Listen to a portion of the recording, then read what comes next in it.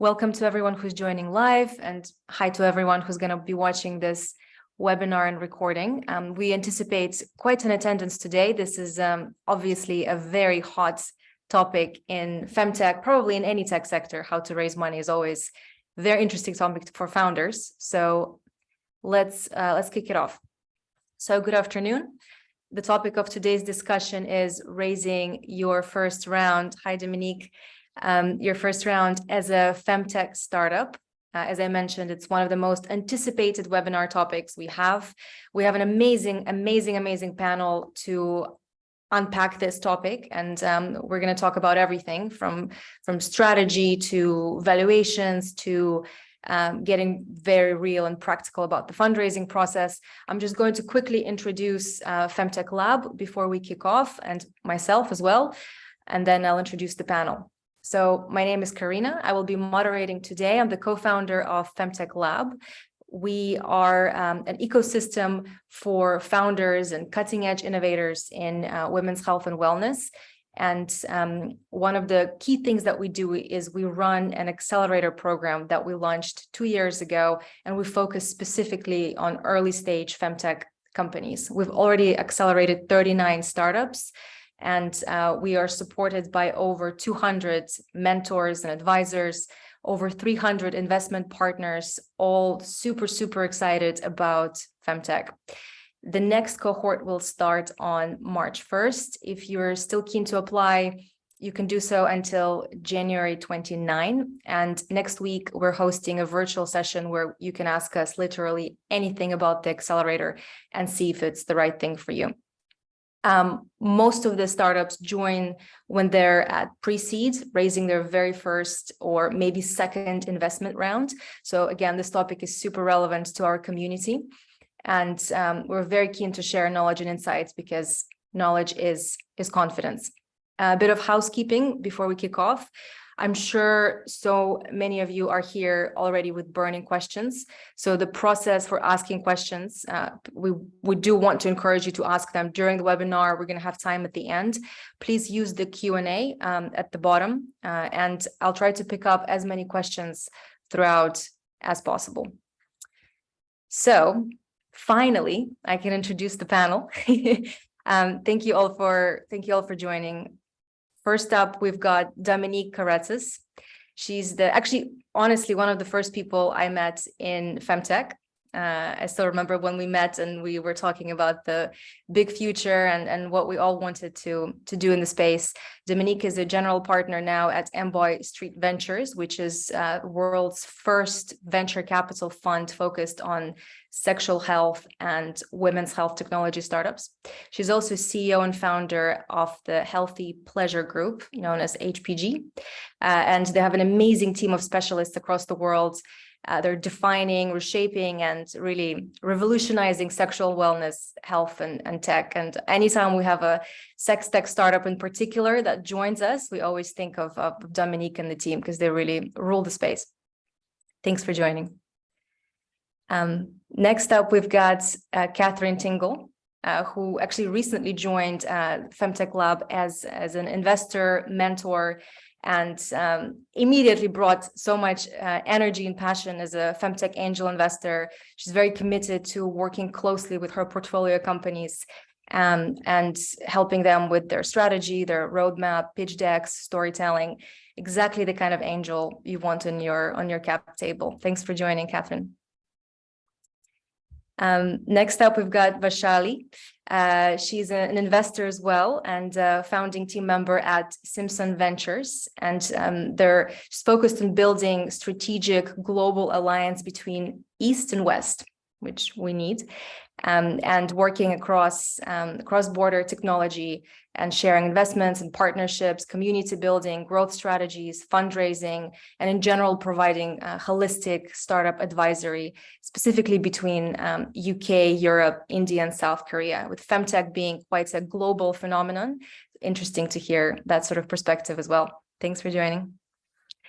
And last but not least, Hannah Samano, one of our alumni from the accelerator, and I think I can say now also a friend. Hannah, it's amazing to have you. She's the founder and CEO of Unfabled, a data-driven consumer platform for female health and wellness. They use both clinical and citizen science to personalize product recommendations for women, specifically in their menstrual and hormonal well-being. To summarize, to me, Unfabled is always kind of the modern new outlet for women today to find products that they need for their health and well-being. They're really leading the way in the consumer space. And Hannah is an amazing fundraiser. I've seen her in action, and I'm excited for her to share some of her lessons learned with everyone here. Okay, so thank you all very, very much for joining. Let's kick off with the first question. Hannah, I'm going to go over to you as the founder in the FemTech space. Can you talk us through how you approach and plan a fundraise? Like, what are the key things you're thinking about? And again, if I know you've raised already your first round, but if you can kind of go back in time, what are your considerations? From valuation to everything. What's in your mind? How are you structuring your thinking? Yeah, and thank you for having me. It's a pleasure to be alongside such brilliant VCs. As the token founder, gosh, I'm not sure. Fundraising, it feels like the thing that everyone just feels terrible at. So I appreciate the kind words, Karina. But maybe what would just be helpful, is a really, really quick, whistle-stop tour of my experiences. I promise it will only take 1 or 2 minutes. But for the founders in the room, I think that I've definitely learned a lot from other founders and their experiences. So I think it's helpful to hear. Take it a bit away from being so theoretical and a bit practical. So I started my business in the pandemic, actually in lockdown in February 21, so almost 2 years ago. And I ended up closing my first round in September 21 of that year. And how that happened was I was starting my business in my flat. It was just me. I didn't actually need money, which was the most beautiful part of the startup journey, actually. And actually, that was the time when Clubhouse was a thing. So I was in Clubhouse and I was speaking to kind of rooms of people who were caring about women's health. And I found that was such a really, serendipitous way to attract people who were excited about what I was talking about. And I think reflecting on that, I do think social networks are an amazing place to find prospective investors. And really, if I'm candid, I think that first round, a pre-seed round, for me, it was all angels. And I think angel investors are the hotspot for that. And that's just people. You're just talking to people. So, where can you go that the people are that you're trying to attract? And I think in many ways, that is it's the hardest time to raise because it's the first, but it's the easiest time to raise because you have no metrics yet and no one can pick holes in what you're doing. And it's just a vision. So I think definitely make the most of that first raise when you can. Go hard on the vision and get people to really believe, because you won't really get the opportunity again. And again, I think, at the time, valuation was a really tricky thing. I got really good advice from people just kind of giving me an earmark. The VCs can tell me if I'm wrong here, but kind of 10 to 15% for that first pre-seed / angel round for dilution. So I was really thinking about things in that lens, like, okay, how much do I need to raise to get me through to the next chapter and prove to investors that I'm making progress? For me, I figured out that was 200K. I ended up raising 265. So, that was really great and allowed me to start executing on some of the big things and hiring people. And then again, thinking back to what happened next, I started raising my seed round sort of last year, halfway through the year. And this was around the time when no one knew what was happening to the world. And I'm a consumer business. And what I realized quite quickly was that institutional money was very different to angel investors. And again, I think in FemTech, if you're a female founder and generally dealing with female health, institutional money is hard. I can't sugarcoat it. It's really hard, much harder than angel investors. And so I decided, having spoken to a lot of institutional investors, which is kind of like free consulting, though I will say, always view speaking to investors as like an opportunity to hear a very, transparent view on your business, which is amazing, actually. And I realized then I was seeing a trend in what people were saying was, we're worried you're not going to be able to grow through difficult consumer times. So I decided to put a pin in it and go back to the business and focus on growth. And I think I can't stress enough the importance of proving to investors that you're making progress. So building relationships and then bringing them on the journey with you. So it's a trust building exercise, really. And you know, actually, conversely to what you might read on the internet, you don't just have one meeting with an investor and then the next, and then they give you their money on the whole. It takes longer than that. So I'm actually going back to raise our seed round now in January. And what I've been able to do in the last 5 months is really, you know, unlock a lot of growth, which is amazing. And hopefully that will help the institutionals get them over the line. So yeah, just to really summarize kind of a few of the key learnings to the founders out here that I've had, I think, you know, really focus on going into spaces where you can meet angels. I think angels are amazing. I think that building relationships and bringing people on the journey, sending newsletters, updates, posting on LinkedIn is all really, really good. For example, I've just had an angel investor message me. I spoke to him 7 months ago saying, hey, can I give you money now? So it took 7 months for him to watch me and then decide to give me some cash. And then the final thing I'd say is just get loads of feedback from people who you're not trying to pitch to about your deck and about valuations. The best people I've found as I've moved along the journey to understand what a good valuation is are people who work in VC, but I'm not trying to pitch to, because they can tell me, no, this is the data I'm seeing, and they're not trying to get a deal. I'll pause because that was probably quite a lot, but thank you. Awesome. Yeah, thanks so much. I think valuation in general just continues to be this topic that you have to talk to investors about in order to understand where you stand, and the sooner you do, the better. If we now switch a little bit to the investor side of the table, can you comment on, you know, like, let's maybe kick off with Dominnique, with you. When you meet an early stage founder in the space, you know, they're raising their very first round, what is going through your mind at that meeting? What are your first impressions based on? What are you looking for in that first meeting that actually gets you to be like, that's a go or that's a no-go? Hi, and thank you for having us. It's great to be here with everybody. Hannah, I loved your story and I loved your advice. I think we have to remember, I just like to put a caveat. I'm both a founder and CEO as well as a GP. So I'm in the trenches, sweating and hurting, but I'm also in a very, in a wonderful position to learn, and obviously to be in a position where I can understand a little, have deeper meaning and understanding of what it's like to run a business. When we're talking about early stage investment, we also have to remember that a business in early stage is, a lot of it is a hypothesis.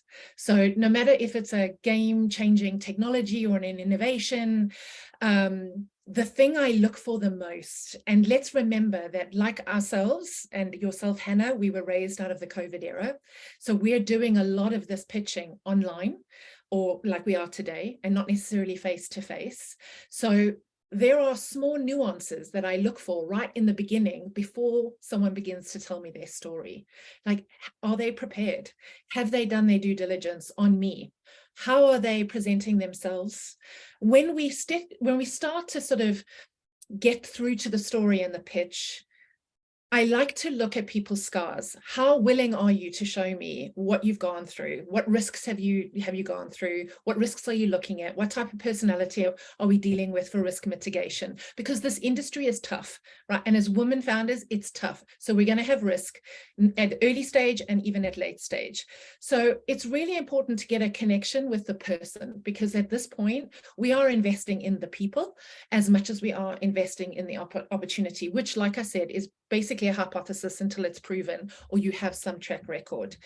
Another thing I look at is, especially with women founders out there, is the conviction that we come to the table with believing our business. Never underestimate that the person you're talking to, they know their business best.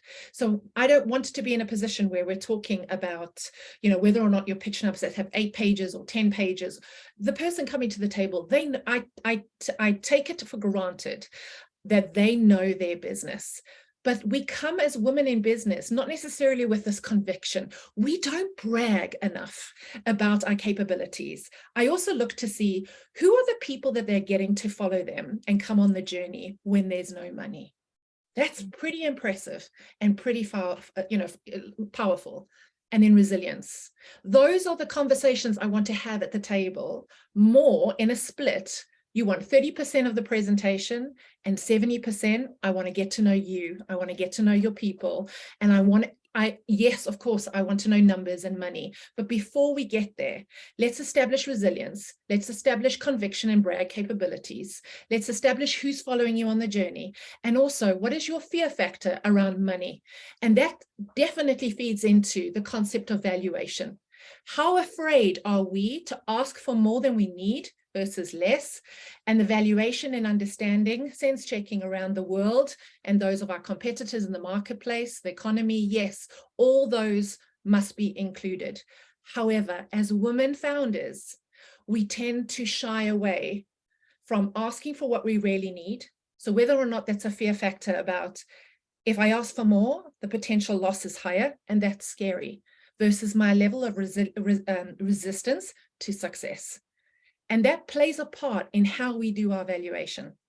Valuation is a number, and it goes up and down in the markets, just like any other economic variance. We are very, very much attached to a valuation that by large, the rest of the world, it changes because the world changes. So I want to get to know you, and then I want to get to know your business. I love that. I also love, I don't know, just something you were saying made me think relationship with money. Men and women have different relationship with money, just from different social influences. And I just wonder, when you talk about fear factor around money, you know, it's good to be, I don't know, maybe explore that sometimes as a female founder. What are the things around that maybe can play into your fundraising and how you're doing it and how you're asking for money, and what is it that you're afraid of? Like, it's very interesting. It's psychology, really. I also inherently think women are very good at doing a lot with a lot less. However, that doesn't always get valued in the space. Let's be frank. We know how to optimize the very little resources, because in life, generally speaking, we often have to, don't we? Yeah. I mean, good time to invest in women is now, and we're approaching recession, apparently. So this is the time to be frugal and optimize. Vashali, Kathryn, what do you think? Anything to add? Hi, thank you, Katya, and thanks for having me. I think based on what Dominnique has said, I wish I could add more. And I do believe getting to know the founder is so important. And that leads into the leadership style, the way you've picked your team as a founder, and that shows the resilience. And also the fact that that's where you're going to take your next decision-making skills to then build the business, build that roadmap, etc. The other thing I want to add is use of funds. So naturally you have the conversation around the pitch. You talk about the business, you talk about the vision, the problem and solution statement, which are equally important. But then you also need to be able to say, how am I going to use those funds based on the amount that I've chosen, whether it be more or less? Yes, we are more efficient as women when it comes to usage of funds or any sort of resource. But to be able to say, I can allocate X, Y, and Z to a specific part of that business shows that you know that business so well. And also that leads into that personal story. Now, I, like Dominnique, also am a founder. The business currently is in stealth mode, but it's in the art space. So a lot of those kinds of businesses kind of take a bit longer to sort of break into the market, especially since there are issues around crypto and NFTs. So again, I understand that grief that a founder goes through, because I have been through that. I haven't raised yet, but understanding the grief allows us to be empathetic. And what I look for being empathetic is those scars that Dominnique was talking about as well, to be able to say, this is where I was vulnerable, but I have learned a lesson from that. And this is what I'm going to do to fix it. Again, leading back to the problem solving skills. So again, it's very much sort of qualitative inferences that we take from the chats, because naturally most of these early stage businesses are pre-revenue. So unless you have something coming in, it's often seen as, okay, what is it that is more valuable than an income coming in or a revenue coming into the business? Thank you. Kathryn? There we go. Hi, afternoon, everyone. So amazing points that's already been made. Like Vashali, it's very hard to build on what's already been said. But one thing that I would say is it's that age-old thing where women feel that they have to tick every single box on the job description in order to apply. And I think that you can also apply that kind of research to fundraising. And whilst I completely agree, you know, shock horror, I'm a woman. So yes, I would say that good with money, frugal, all of those things can make things go further than some of my male counterparts. However, I'd also want to see female women founders be bullish in terms of their convictions of fundraising. We are, well, like Karina just said, we're going into a recession. We're in a recession, depending on what side of the coin you fall. And in such, you know, VCs, I'm plugged in with certain VCs, Local Globe, Latitude Partners, etc. Samos, they're all encouraging founders to fundraise more. You know, have a 36-month runway, which may sound like a lot, but in the times in which we're navigating in, it's better to have more in your fundraising pocket than not, because we know how tough fundraising can be, and how monotonous and long of a process that can be. So if you're at close and you've built a great, you know, relationship with a VC that is going to put their hat in the ring, then have that conviction and that belief in what you're building to request for more money, so that you can scale and you can do the wonderful things that, you know, you've pitched to do. So that's one thing. And just echoing everything that's already been said, when fundraising and having those initial discussions, yes, it is a pitch, and I love Dominnique's like 70-30 rule in terms of pitch deck versus conversation. But you have to remember, not only are you asking an angel investor or family office or VC, depending on what office you go to or channel you go to, you're also starting a relationship. And in starting a relationship, the things that we've discussed already, the trust needs to be built, and also just that rapport as well. If it feels natural, if this feels like, you know, a company that and a founder that you can work with on a long-term basis. So those are just the things that I would definitely add to the conversation. Amazing, thank you. I do want to ask about valuations a little bit, because honestly, it tends to be some sort of, I don't know, maybe like a friction point even. Like if we're again talking about the very first round, first time founder, not having to put that number ever on a business. And then when you're in conversations with investors, you very often are, you know, especially if it's angels, how much you're raising, what's your valuation, are the two questions that you immediately get asked. And we actually had a question in the Q&A around whether there are industry reports on early stage FemTech valuations from which founders can build comparables. Like, how do you go about this? Like, what are there like thresholds that are expected on the investor side of things? Can you look this up, or is it just a matter of testing the market?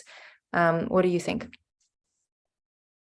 If I could start, just because it's FemTech and it folds into sexual health and technology. If we just go back a little bit, industry categorically hasn't existed for a very long time. In 2021, we saw an incredible amount of exits. We saw phenomenal valuations, really juicy valuations. The market has changed. And so we also have to accept and understand as a business, and to Kathryn's point, when someone is doing evaluation and raising, the idea is really you are delivering a promise, you know, the aim of a promise. You are telling your investors, you are asking investors for money, for time and resources, something that we are all very poor in when it comes to early stage, and we're still trying to build a business. When it comes to valuations, it's always good to have a macro perspective and a micro perspective. Your micro perspective is, what is your capabilities? How realistic is it for you to be able in that industry with your skill sets, with your money, your plans, your ambitions to be able to grow and scale? Because even having money can be challenging for businesses. But when we look at FemTech specifically, from an external macro perspective. There are so many ways to be able to track what is happening in the industry and where it's going, even by looking at TechCrunch, for example. You know, if you go and have a look at TechCrunch and you look at the different companies, at their valuations, their movements, whether it was in 2017 all the way through to 2022, you'll get a very good gauge, just like you would benchmark your product or your technology. So you would do the same for your business. So having a macro perspective and doing your due diligence and understanding is really important. But also we tend to forget that we can call on our network, whether that's your accountant, whether it's your strategist, whether it's someone who knows in investment, and being able to present your opportunity and not just the valuation. Before you even get to valuation, the question you should be asking anyone who doesn't know you is, what's wrong with my idea? Don't want to look at my pitch. What's wrong with my idea? And then get a sense check from your network and call in with valuations. Talk to your accountants, talk to your legals, talk to your peers. And I really think getting that feedback will give you, it'll feed into whether or not you feel comfortable with what it is you're aiming to deliver, right? To promise to investors when you go out there and you're asking them for investment. I love that, macro and micro. Hannah, what about you? From the founder perspective, how did you approach valuation? It's such, in my opinion, it's an art, and I would love to find a science for it because I love data, but I haven't been able to crack it yet. And I think where it's a fine balance is, I think if you shoot too low, then people and investors think you're not ambitious enough and you're not the right founder for them. But if you go completely the other way and are a bit, verging on outrageous, especially in this climate, I can't define outrageous right now. But if you shoot that way, then you could just turn people off, and then they can just kind of think that you're not aligned or you're not down to earth in the slightest. So I really would love to echo what Dominnique was saying. I think that you can build your kind of qualitative data set by reading a lot. I think I use Crunchbase every day, and I look at how much companies are raising for their different rounds. And again, I know that as a rule of thumb, people are giving away likely like 15 to 25% with each round tops, or like good startups is kind of the earmark is 20% for institutional rounds.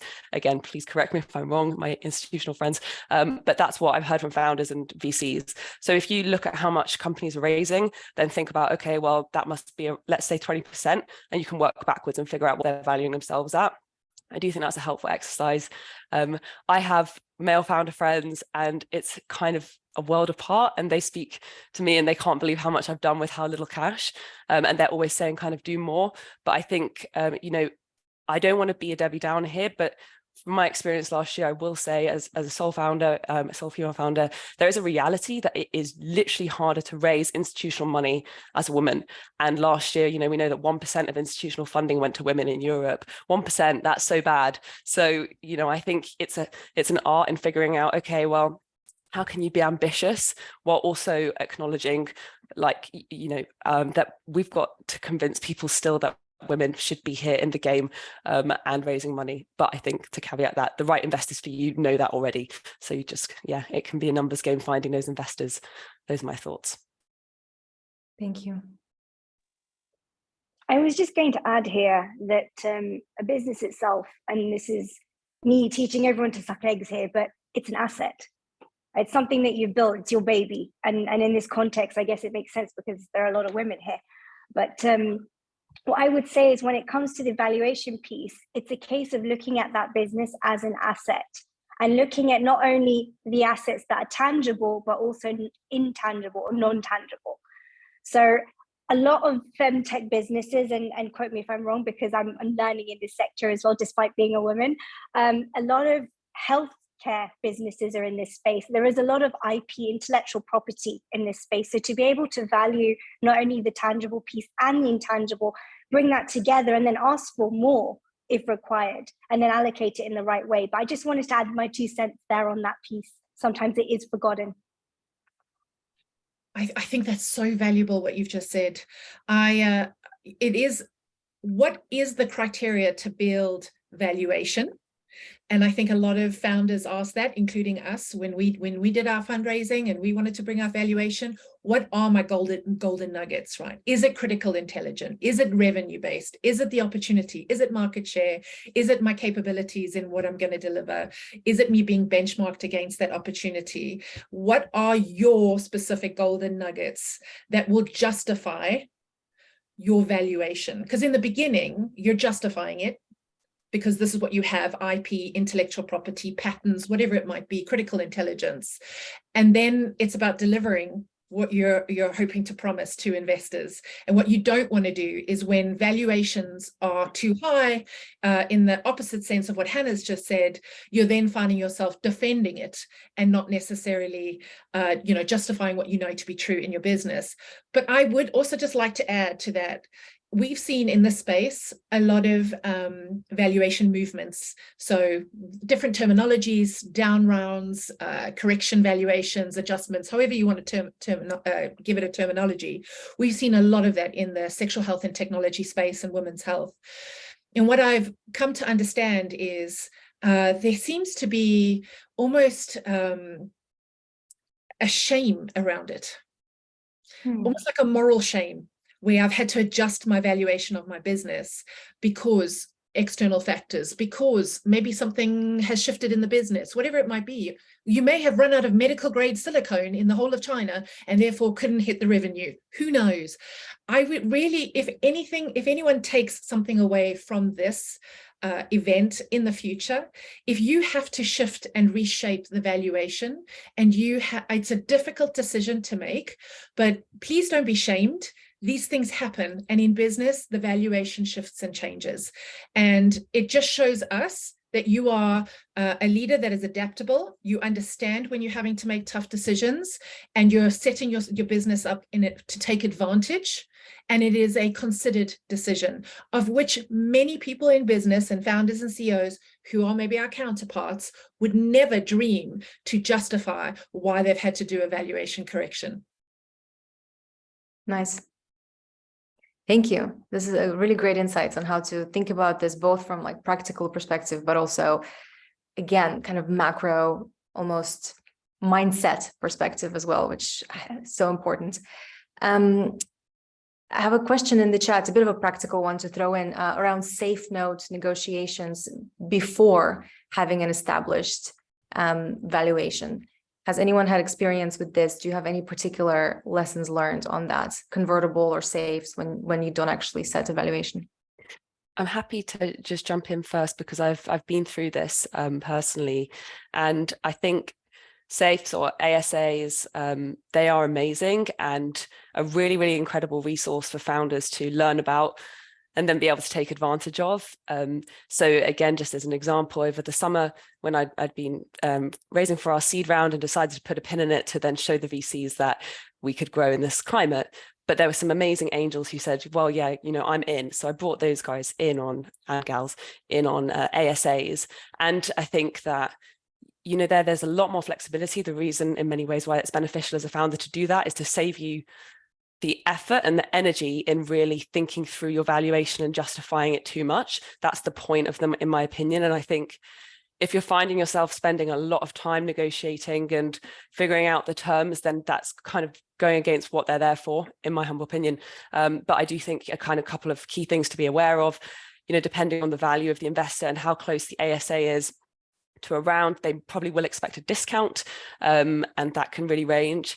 And I think as well, a valuation cap is something that they might expect to see. And I think that can be quite a useful tool in getting you towards a valuation that you're shooting for. When I've been thinking about my caps on my ASAs, they're basically the valuation that I'm shooting for at my next round.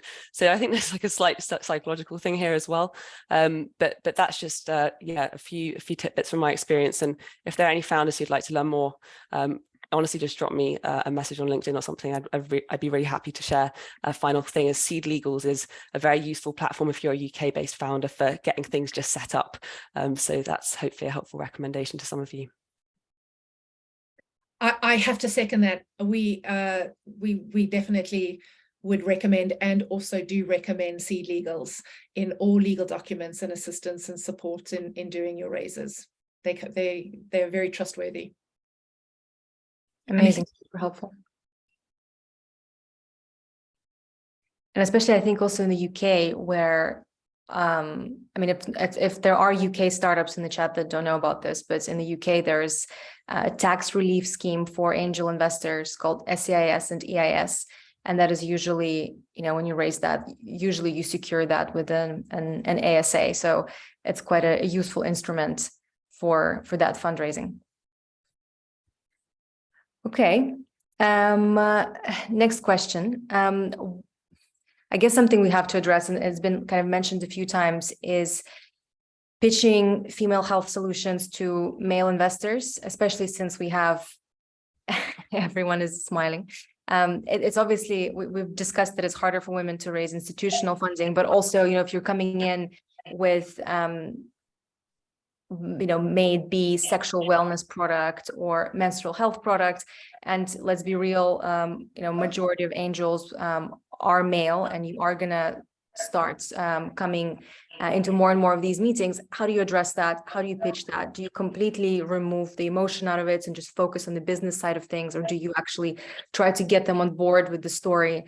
Any ideas? Dominnique, can we kick off with you, since you are in kind of a taboo space, so you must have some thoughts.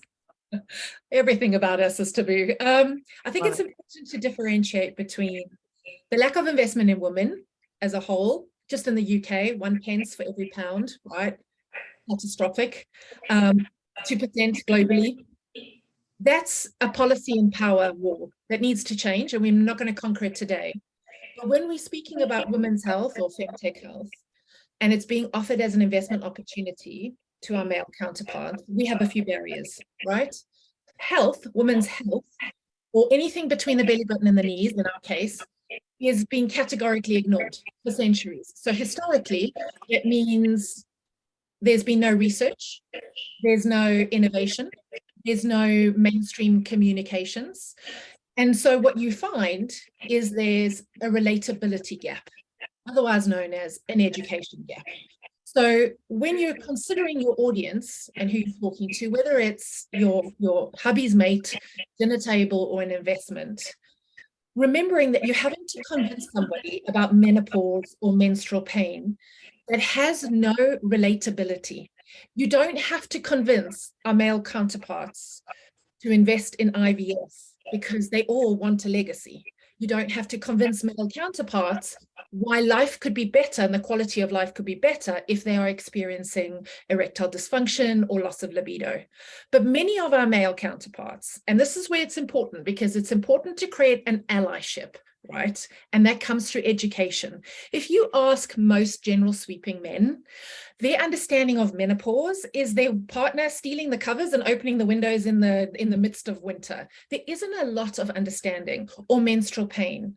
So when you come to share your story and the journey and the innovation and doing your pitch, try and establish, and one of the best ways to do that, establish what is their level of interest in this topic and what do they know about this topic. I always love when I talk to a founder and the first question they ask me is, how much do you know about, and we do the same, how much do you know about sexual health and technology? What interests you? What's driven you? What's intrigued you to know more about our space? Because you're going to quickly figure out if menopause is a topic that it's all about the covers being stolen, or, you know, I understand it as an economic variance. I understand how it's going to elevate healthy women, means it's going to elevate quality of life. It's going to elevate society. It's going to build economies. Where does your audience sit? And come to the table with your education. It is a humbling and it is a privilege to sit in front of a founder as a GP and learn about something I don't know about, because I never assume I know everything about that industry or that product. So find the relatability and then take it from there. And let's make it less about gender. I honestly believe no one decided to, wake up and piss us all off every morning, although they probably do, right? And yes, sorry, I've cussed on screen. But genuinely speaking, without the knowledge and the lack of education comes resistance. Am I saying that we don't deal, especially in our space, with misogyny and sexism? Of course we do. But we are confident enough to shut it down before it even goes into a conversation. Most of the time, it's just lack of knowledge. You don't know what you can't see. I love that response. Absolutely. I think it is, you have to educate on the problem category, and like you would when you're pitching, I don't know, some kind of scientific solution that an investor doesn't know about. And it is an amazing, amazing, amazing market opportunity. And I think, you know, when you really explain the lack of innovation in the space, it becomes very clear that this is the space to invest in, because there's just been so many gaps. So both from story perspective, but also from commercial opportunity perspective, this should and is interesting to investors. I love that response. Thank you, Dominnique. Yeah. I'm just going to add to that. I do believe that reading the room is so important. So Dominnique, I hear you. I actually thought about this quite deeply, and I, like many others, probably have relatives who are going through this process, and you feel it. It's not about seeing the covers, etc. It's more about sort of how's that person feeling, being empathetic. And we feel that as women.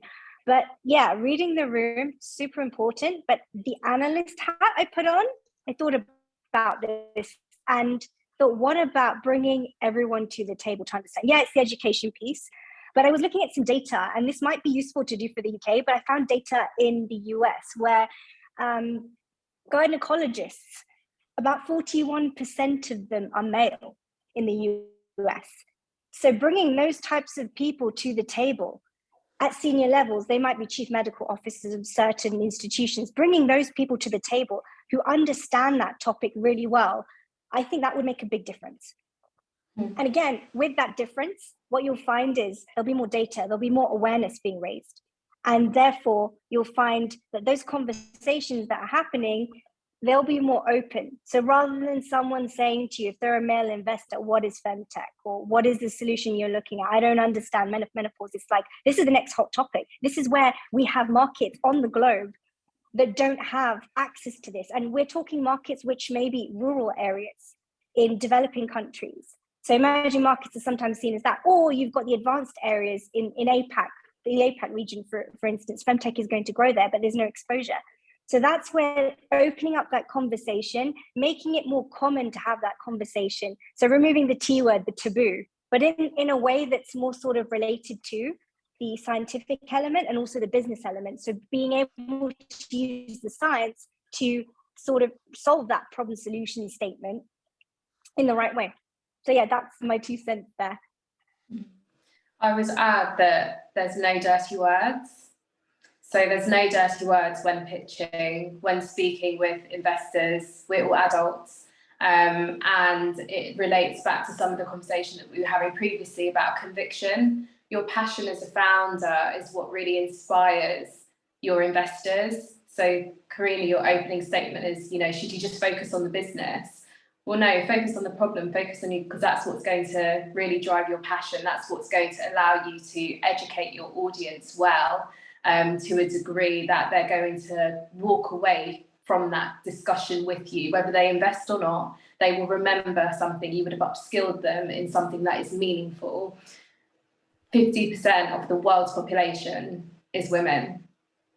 And, you know, whether you're in front of a male investor or not, we all have various different levels of understanding when it comes to women's health, and it depends how nuanced your startup is. But what I would deeply encourage all founders to do is to never lose that passion when articulating the problem, why this has market share, why this can scale, why this is a backable solution. You know, luckily we've still got progress to do, of course, and the gender health gap is a real thing, but luckily it's being spoken at the UN. It's being spoken from, you know, I'm London based, UK based. It's being spoken in Parliament. They're making sure that they're investing, probably not as much as we collectively want to see, but it is a journey. So I would say believe in your convictions. There's no dirty words, and it's your passion that really inspires all. And I'm sure that they will remember something from your pitch by making sure that you're not just focusing on the business, which is fundamental. Let's not let's not run away from that, but also the problem that you're trying to solve. I'd love to just wrap up on some brilliant advice that I've been taking notes on with I think something that I've learned this year or last year, and I'm going to try and do this time round.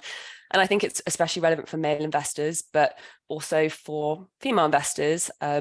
It's to make things really easy for them and give them one sentence to remember you and to describe you when you're not in the room.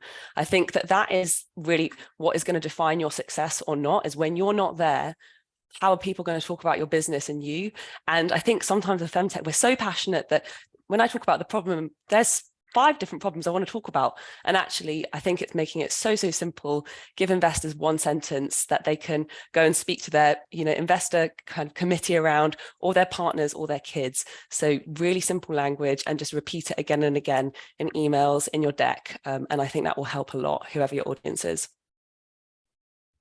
Can I just end on a slightly more positive note, in that it's not all doom and gloom? Because anecdotally, if I could just share a quick story, a couple of years ago, 2006, I've been in the sexual health and technology industry for more than a decade, which means we touch on everything between the belly button and the knees, which includes pleasure and our genitals, words like vulvas and penises. And many years ago, I remember doing a pitch and having a medical diagram of our vulva. And I remember taking it to a VC, a colleague, a female colleague, and saying, right, what is wrong with this idea? And then she took a red pen and put a line through every picture of the vagina and the vulva and the breast, and just said, no, this can't possibly be shown. You have to think of another way to talk about this. And we have come a long way from being able to have this conversation of health, or even pleasure, having to retrofit it into a scientific conversation, as opposed to, well, pleasure is healthy. What does pleasure sound like? It's healthy pleasure is sexual self-fulfillment. It's a movement. How to talk about that today and how we talk about it is very different to how we started to talk about it so many years ago, largely thanks to FemTech as well, opening up the markets and really encouraging the audiences of investors to learn more about our priorities and why we needed to be given some consideration. But we have come a long way. Are we there yet? Absolutely not. Have we got vulvas everywhere? Not quite, but we definitely are more fluid and more honest with our conversations, because you don't want to have to continue to retrofit and hide behind so many stigmas and dirty words and all of that Kathryn's just mentioned. So, and it goes back to what Hannah said right in the beginning. Understand who your investors are. It's like matchmaking, it's like dating. Not everyone is going to get what you're trying to do, and it's not always it's okay not to fit every tick box for every investor. They may not be your investor now, but they might be your investor later, and vice versa. You cannot, it's the adage old, you cannot please everybody. I love that. I think, I don't know, this has been very I love asking that question, because it sort of lingers in the space. And honestly, I couldn't be happier with the response. I feel like the 4 of you have this very powerful energy, and I'm sure that everyone that heard the answers actually, I don't know, it inspired me to just I don't know, just to feel empowered to fundraise, to go for it, to talk about your business, talk about your story, and figure this out, because this space deserves money, efforts, and success. So yeah, thank you for that. I really loved those answers. Another little bit kind of back to the kind of practical questions. Let's say you're a founder, again, you've never raised money before, you don't really have a network of high net worth angels. Where do you go to find investors? Is it social media? Is it, do you tap into your network? Do you go to events? Where do you build that network of people you can actually pitch to? I'm happy to jump in with a few of my thoughts and experiences, really harking back to the Clubhouse example and to LinkedIn. I think, again, all of these things, it's about relatability, it's about building relationships. So I do think that there is huge power in being in spaces where you can connect with a lot of people. I love LinkedIn. I think it's amazing. When I was raising my first round, my angel round, which by the way wasn't a friends and family round. I think that phrase is really problematic. A lot of people don't have rich friends and family. So I really think we need to do better to make that kind of early capital really accessible. So, you know, again, just to be candid about my experiences, everyone who joined as angels, I had no idea who they were before. And I reached out to about 100 people on LinkedIn. My background is in e-commerce, so I think about everything in conversion rates. So I was kind of thinking, right, this is going to be a numbers game. And if I can outreach to, you know, 100 people, maybe I'll get, you know, 7% of them will respond, and then maybe I'll get 2% conversion rate. I don't know. But yeah, I think that LinkedIn is great. And I think that ties into a slightly different point, but I think it's important for founders. Your brand, your personal brand, that might make some people cringe and some people might think that's fine. But I think it's really important people look to you as a founder to be a thought leader.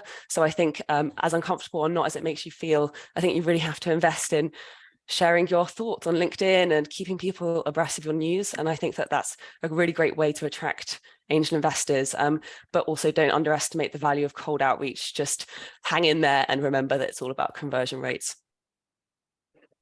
Yeah, excellent. I'd also say that your community of fellow founders, you'd be surprised how much insight you can get from just speaking with other founders within the same space as you. And if it's an open community, you know, founders make a warm intros to angel investors on their cap tables, VCs on their cap tables. So I would say that really harness your community and don't shy away from speaking with other founders. You know, sometimes people feel like, oh, that means I'm giving away my competitive edge, or I'm telling my trade secrets, or whatever you want to call it.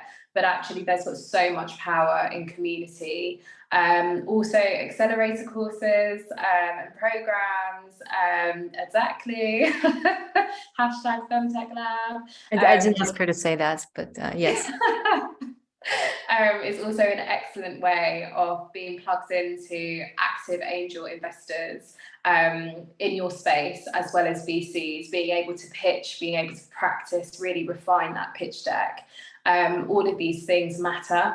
And yeah, I think Hannah's really covered it all in terms of the cold outreach to the LinkedIn's. Obviously, Clubhouse is less of a thing now, but Twitter as well, and getting yourself out to networking events. So yeah, I'm just encouraging all founders on this webinar just to put your very best foot forward.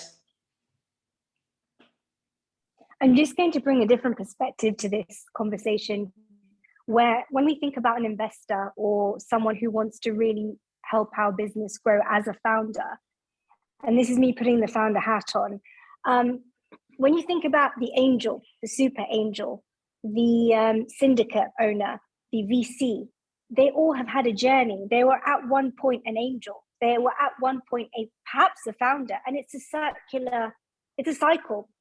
So you may end up being a founder as well as a VC or even an angel. So you've got to think about this in a way that you don't silo these individuals. They will all have their own stories. If you reach out to a certain person, learn their story, and then pitch from that level, I think that's probably something that really needs to be shouted about, because there are silos. You may think that there's an angel who might not know necessarily how a VC works. It might be the opposite.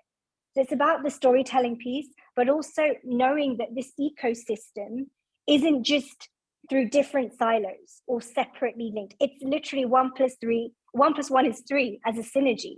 So yeah, that was my 2 cents there, but I thought it would bring a different perspective. Thank you. Can I just definitely echo Hannah when it comes to LinkedIn? Thumbs up. Big fan. There's a step before reaching out, irrespective of events or LinkedIn or asking family. Take the time to write the criteria that you want from your investor, especially when we're specifically in our space, sexual health and tech. We want to know, for example, that the investor either knows about, has invested, or understands feminine health or well-being, or is aware. What is their education? The education level of our industry is a very important factor for us. Over and above, who have they invested with before? Who is their network? sit down and write your criteria like a tick box if you were going to put your perfect partner on a list, right? And understand that criteria, because that criteria will help you channel who you want to talk to.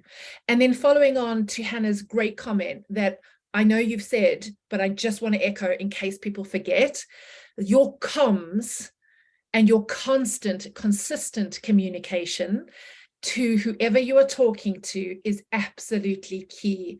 You know, we tend to, because we don't, myself included, if someone doesn't connect with me on LinkedIn, I get very upset. You know, people are busy. They've got 100 emails. Not everyone is responsive. Be consistent in your communication. Build out your comms plan. Tier your investors like you would your media, like you would your friends, maybe, you know, possibly even family. But understand the criteria, target your audience, just like Hannah had said in ecom in building, you would do the same for who is your customer that you're talking to, who's the investor you want to talk to. And then don't forget to ask if you are 1 degree or 2 degrees separated for a referral. We tend to forget our network as women. It is much broader than those of us, you know, data shows us and science and sociology shows us. You know, men might do the conversation and I'm being very, very stereotypical, on a golf course. However, women, our network expands out. So it's our family, it's our, you know, 1 degree network, it's our peer, it's our friends, etc. But we don't tend to ask. And if you don't ask, the answer is always no. So-and-so, could you introduce me to so-and-so because they have X, Y, and Z. And I believe that we could find, you know, a collaboration or etc. We tend not to do that. So criteria before you even reach out is really, really important, because it can get, as we all know, we are time poor, resource poor, we get frustrated. Your time, so when I come to a meeting as GP hat on, your time is as valuable as my time, and nobody ever wants their time wasted. So that criteria will definitely help wasting the time. It's a long game. It's a numbers game. And when you're trying to build a business and still find the time to talk to investors, it can be draining. So I genuinely, with experience, we understand that our criteria is very, very important. Yeah, I love that. Thank you. I mean, also can add from our perspective, like we've also done fundraising on our end, and we've seen so many founders do it. And there's one thing I think that sometimes makes this kind of constant communication easier is having a CRM, which is kind of a customer relations management database. You can use Trello for this. You can use Excel. You can use Streak. There's a lot of tools that integrate with Gmail, but keeping track of every investor that you've met with or interacted with or exchanged something with somewhere in one place for their emails and notes, and having then maybe a way that you update them about exciting things that are happening so that you're at scale maintaining some of these relationships and it's not all in your head. These things make life so much easier, especially when you have to spend your headspace into so many things at a time. Yeah. Okay, we have a few minutes left. Are there any kind of concluding thoughts, any last points that you absolutely want people to walk away with today? Anything else you want to share? I have a great one-liner. If you want feedback, ask for investment. And if you want investment, ask for feedback. And that's it. But I find generally when you kind of approach investors when you don't need the money right now and you can build a relationship and allow them to know you. I really love what everyone here said around being authentic and vulnerable. I think that is easier when you don't know, okay, I need to raise my round now. So I think building a relationship, almost co-creating some of your materials with the input of the kind of profile of person you might want to raise to is good. And, you know, I think if you Google, sometimes it says like fundraising takes 3 months. And honestly, we're optimists as founders, but please don't be an optimist about that. Start early building relationships. So that's my 2 cents. Thank you.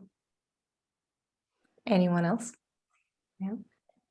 I was just going to add the elephant in the room at this point in time, and this is to do with the projections for 2023. There are so many tech layoffs, and what we're talking about here is rich talent. So for FemTech, there will be so many women, I'm pretty sure, in those areas, and it's now the time to reach out, find those people, and bring them on board.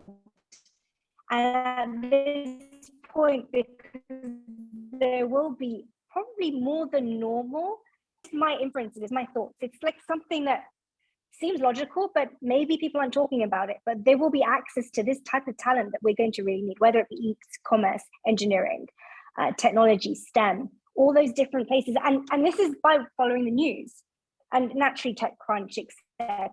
They're great sources of knowing what's going on in the ecosystem on the macro and micro level in some instances. But just wanted to mention that. I hope it's a light bulb for everyone out there. I like that. Thank you. Kathryn, Dominnique, any last words of wisdom? I saw Kathryn's go unmute, so I was waiting. Sorry. You first, that's fine.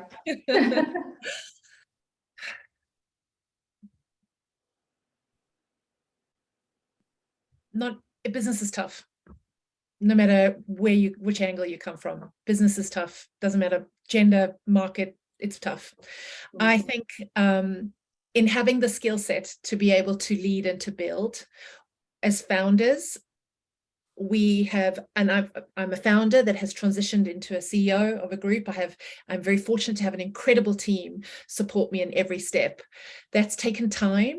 And the one thing I would really echo and encourage a lot of founders, which is super hard at early stage, is to not forget to invest in yourself within leadership, whether it's your own skill set, whether it's stretching your mind, whether it sounds really, really, I hope not, patronizing, but I tend to neglect it myself, your health.